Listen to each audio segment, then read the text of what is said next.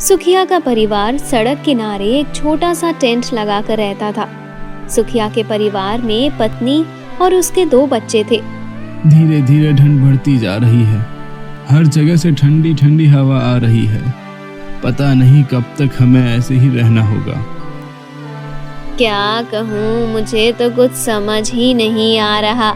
लगता है हमारी किस्मत में यही लिखा है। सुखिया जूते पॉलिश करने का काम करता था और उससे जितनी कमाई होती थी उससे 2 वक्त का भोजन कर पाना भी मुश्किल होता था। रात के वक्त सुखिया का परिवार ठंड में ठिठुरता रहता था। उनके पास एक पतली सी फटी हुई कंबल थी। बच्चों को ठंड ना लगे इसीलिए उस कंबल में बच्चों को सुला दिया जाता था और सुखिया और उसकी पत्नी अमरावती बिना कंबल के ही ठंड में ठिठुरते हुए सोते थे। अमरावती, ये लो कुछ खाने का सामान ले आया हूँ, बच्चों को खिलाओ, तब तक मैं आता हूँ। अमरावती बच्चों को खाना खिलाती है और जब वो बच्चों को सुलाती है तो देखती है कि बच्चों की कंबल और भी ज्यादा फट गई है। सुनिए जी, कंबल तो बहुत ही ज्यादा फट गई है। हम तो कैसे भी रह लेंगे, लेकिन बच्चे इतनी ठंड में कैसे रहेंगे? कुछ दिनों के बाद सुखिया की बेटी को बहुत तेज बुखार हो जाता है और एक दिन ठंड की वजह से वो दुनिया छोड़कर चली जाती है। हे भगवान, ये क्या हो गया? मेरी बेटी मुझे छोड़कर चली गई। हे भगवान! सुखिया बहुत रोता है और खुद को बहुत कोसता है। मैं अपने बच्चों को एक कंबल तक नहीं दे पाया। कैसा बदनसीब बाप हूँ मैं। बेटी के अचानक दुनिया से चले जाने के बाद अमरावती की मानसिक स्थिति बिगड़ जाती है और वो अपना मानसिक संतुलन खो देती है। हे भगवान, ये क्या हो गया? पहले मेरी बेटी चली गई और अब मेरी पत्नी की ऐसी हालत हो गई है। आखिर करूं तो क्या करूं मैं? ठंड लगातार बढ़ती ही जा रही थी। सुखिया का परिवार इसी तरह ठंड में गुजारा कर रहा था। तभी एक दिन कुछ लोग सुखिया के टेंट के बाहर आते हैं। जी बताइए, क्या बात है?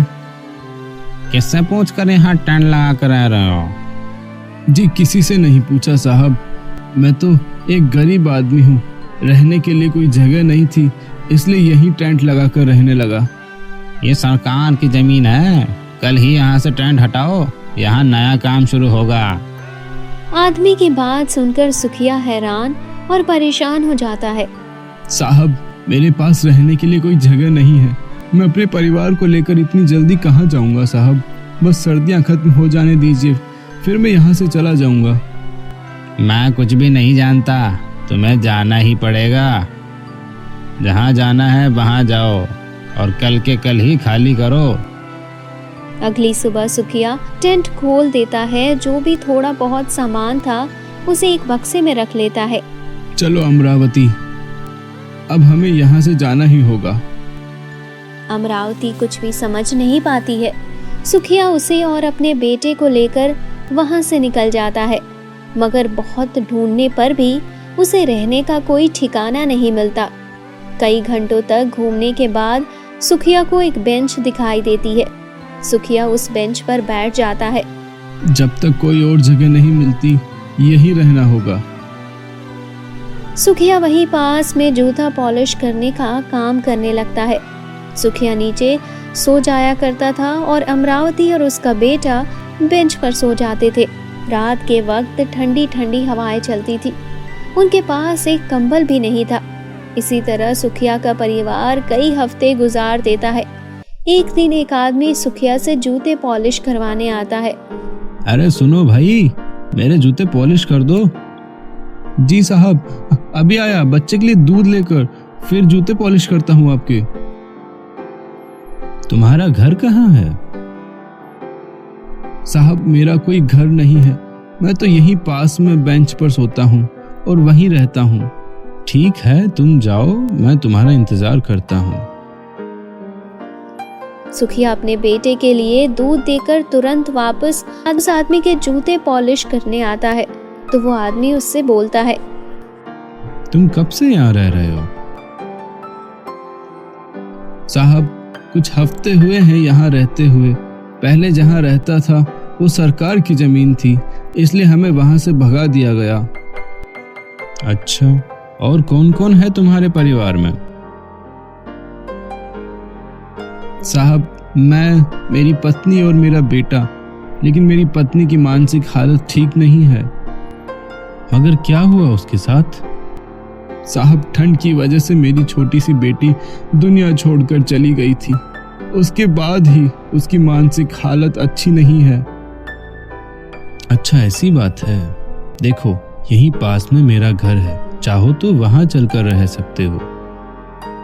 नहीं नहीं साहब, मेरे पास इतने पैसे नहीं हैं कि मैं किराया दे पाऊं। नहीं, तुम्हें किराया देने की कोई जरूरत नहीं है। मैं क्लिनिक के लिए ही आदमी की तलाश कर रहा हूँ जो मेरे क्लिनिक के काम में मदद कर सके। क्लिनिक पर? मतलब आप डॉक्टर हैं साहब? हाँ, मैं डॉक्टर हूँ। क्लिनिक में साफ सफाई का काम और जरूरत का सामान पहुंचाने का काम और बाकी छोटे मोटे काम तुम संभाल लेना। क्यों नहीं साहब, मैं बिल्कुल तैयार हूँ। उसी दिन सुखिया अपने परिवार के साथ डॉक्टर के घर जाता है और वहाँ सुखिया के परिवार को एक कमरा दिया जाता है। सुखिया वहीं रहने लगता है। 1 महीने बीत जाते हैं तो डॉक्टर कहता है, तुमने सभी काम बहुत अच्छे से किए हैं, कहीं कोई शिकायत का मौका नहीं दिया। लो, ये पैसे रखो। नहीं नहीं साहब, मुझे ये पैसे मत दीजिए। इन पैसों के बदले में आप मेरी पत्नी का इलाज कर दीजिए। अगर वो ठीक हो गई तो बहुत अच्छा होगा। हाँ हाँ, क्यों नहीं। तुम ये पैसे रखो, मैं तुम्हारी पत्नी का इलाज जरूर करूंगा। धन्यवाद साहब, आज आपकी वजह से मेरी पत्नी की हालत धीरे धीरे सही होने लगी है। डॉक्टर सुखिया की पत्नी का इलाज शुरू कर देता है। धीरे धीरे अमरावती की मानसिक स्थिति अच्छी होने लगती है। कुछ महीने के लगातार इलाज के बाद सुखिया की पत्नी एकदम स्वस्थ हो जाती है और अब वो पहले की तरह सब कुछ समझने लगती है। इस तरह सुखिया अब खुशी खुशी ईमानदारी से अपना काम करता और परिवार पालता है।